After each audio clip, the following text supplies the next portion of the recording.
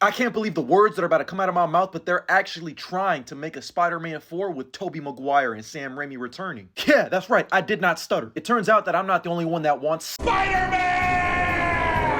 And you'll never guess who wants to write the movie. It's really gonna shock you. And I also have the perfect idea for how a Spider-Man 4 with Tobey Maguire and Sam Raimi could work. Plus, the insane story of the Spider-Man 4 that we never got. You serious? I'm about as serious as XM Radio, because y'all know me, if I get a little bit of crumbs, I'm gonna make a 10-star meal. But either way, me and you know what we gotta do, we gotta talk about it.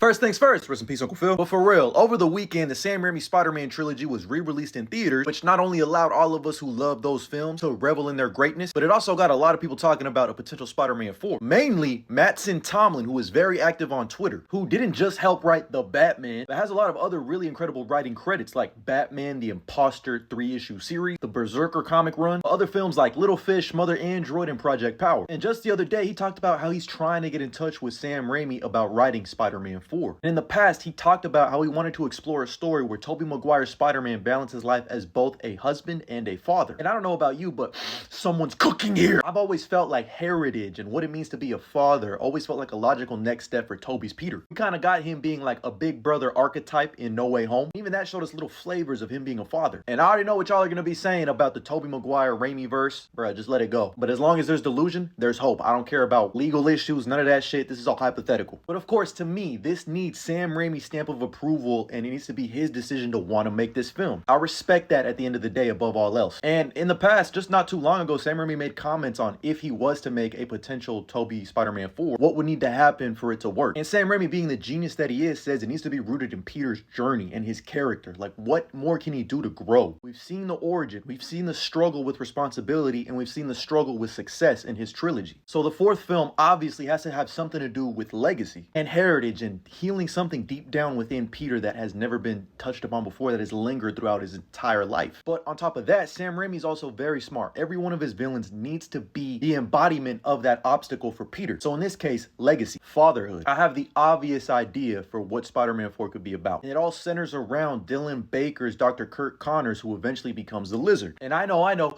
they already did the Lizard in The Amazing Spider-Man, and Tobey's Peter already met Lizard in No Way Home. See, you heard, but you didn't listen. Think about it, hero. I do have another option, but I want to stick with Dylan Baker's Dr. Curt Connors because it felt like Sam Raimi was setting him up to have a much larger role in either Spider-Man 4 or 5. He was introduced in Spider-Man 2, played a little larger role in Spider-Man 3. And you can kill two birds with one stone by rectifying the mistakes of Taz. And while I did like that Lizard, I didn't feel like they dived deep into the sins of the father aspect or the fatherhood aspect. As a matter of fact, they cut out everything with Billy and Martha, which in my opinion was kind of a big miss, especially in a movie TASM that actually focused on Peter's parents and his heritage. You would think they would try to tackle that sins of the father approach, but no, they just kind of ignored it. And in comes Dr. Curt Connors' version of the Lizard. Obviously, we never saw that he had a son or a wife, so they would have to do some heavy lifting in the film itself, but that would be the perfect mirror for Peter, a man who's struggling with fatherhood himself, thinking he isn't fit to be a father. He isn't complete because of his arm. Maybe we get a scene of him trying to play catch with Billy and he just feels like crushed, inadequate, which obviously leads him down the path of the Lizard that we all know. But mirroring that with Peter, who probably is struggling with being a damn dad and husband, because being Spider-Man in itself is a fucking struggle. There's just an untapped richness to this thematic element that hasn't been explored in live action that I need. And mind you, just imagine Sam Raimi cooking up a horror type film with Lizard. This is concept art from Spider-Man 2 when they wanted him to be one of the villains. I still would prefer if they went with this concept art for No Way Home, which by the way, No Way Home, why didn't y'all go with this concept art? This shit is fire. Just imagine the type of action sequences we could have got with the Lizard and Spider-Man. Like, oh my god. Now I know they did kind of give us that in the Spider-Man 3 video game, but it didn't really tackle the thematic elements of the Lizard. Like, he was just kind of a big monster that the Kraven wanted to kill, so Spider-Man was like, no, you can't kill him. And while I would prefer him to be the main villain, he doesn't need to be the only villain, because I think another person that could have tackled this whole fatherhood aspect and like familial trauma aspect and probably had something to do with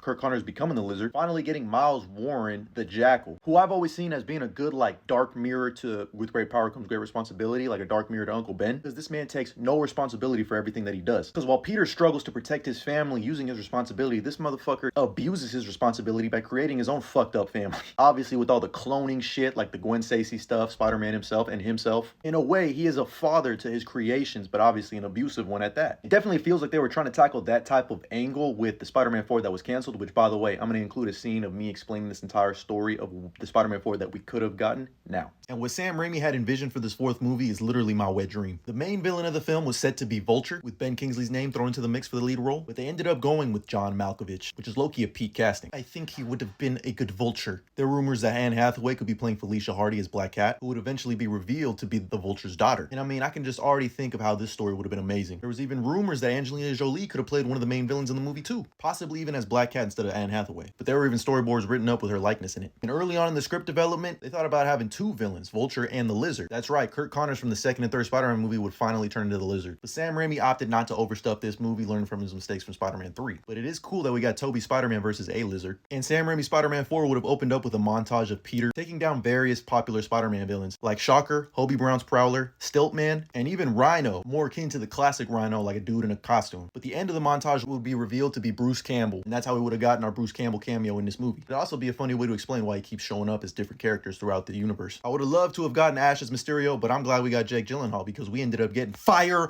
all of the drones now. But the movie essentially would have followed Peter in his life after Spider-Man 3. Him and Mary Jane are doing well, kind of like how he mentioned in No Way Home. But the plot centered around the Vulture, played by John Malkovich, who was actually a Black Ops agent who was wrongfully accused of some crimes. Black Cat is thrown into the mix, and we actually got a lot of storyboards for the final climactic battle between Spider-Man and Vulture, where Vulture's seen taking down a helicopter, probably on some get back shit, which is when Spidey intervenes and they're up there. They're up on the skyscrapers in the sky, crashing into windows of skyscraper, duking it back and forth, and it just looks like it would have been such an incredible action sequence. And that's something that I've always wanted in a Spider-Man movie, is an aerial sequence fight between Spider-Man and the Vulture. And it looks like Sam Raimi would have delivered. It would have been peak, it would have been epic, it would have been Spider-Man 4. Every single fan-made image and poster just gets me mad. We even recently got some behind-the-scenes looks at the Vulture's wings. It was going to be practical. Sam Raimi loves his practicality. And even a sculpture of what John Malkovich would have looked like in his costume completely. I'm digging the vibe. All in all, it came down to a deadline that Sam Raimi could not meet because he did not want to have creative constraints on the movie. Sony was pushing him on it. He said, nah, I'm good. I'll just bow out. And if Sam Raimi wasn't coming back, Tobey wasn't coming back, Kirsten Dunst wasn't coming back, nobody was coming back, which is when Sony decided to reboot with the Amazing Spider-Man franchise, and we were left with Spider-Man 4's What Could Have Been. There were some little hints and teasers of like a fatherhood aspect with Adrian Toomes and Black Cat. I mean, I'll never forget this teaser poster for Spider-Man 4 coming May 6th, 2011, and the tweet. I go back to it and just pray to the gods that it comes to life. And again, only if Sam Raimi wants to do it, so Sam,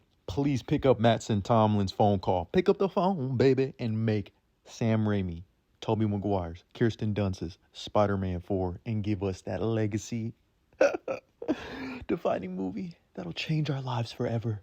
I need it. We need it. I can taste it. I can smell it. He's cooking. But regardless, while this movie is probably never going to see the light of day, that's just like my perfect world version of the Sam Raimi, Tobey Maguire Spider-Man 4 that I would love to see. But I'm curious to hear your thoughts. Let me know what you think about all of this, my thoughts, theories, and opinions down in the comments below. And as always, like and follow. And I just want to say genuinely from the bottom of my heart, thank you guys for watching, taking the time out of your day to watch me yap about the things that we all love. Like, to me, there's nothing better than that community that we're building. And if I've ever been able to bring just a smile to your face, that's all I've ever wanted to do, man. So yeah, again, you matter. I hope you're doing and keeping mentally and physically safe and healthy.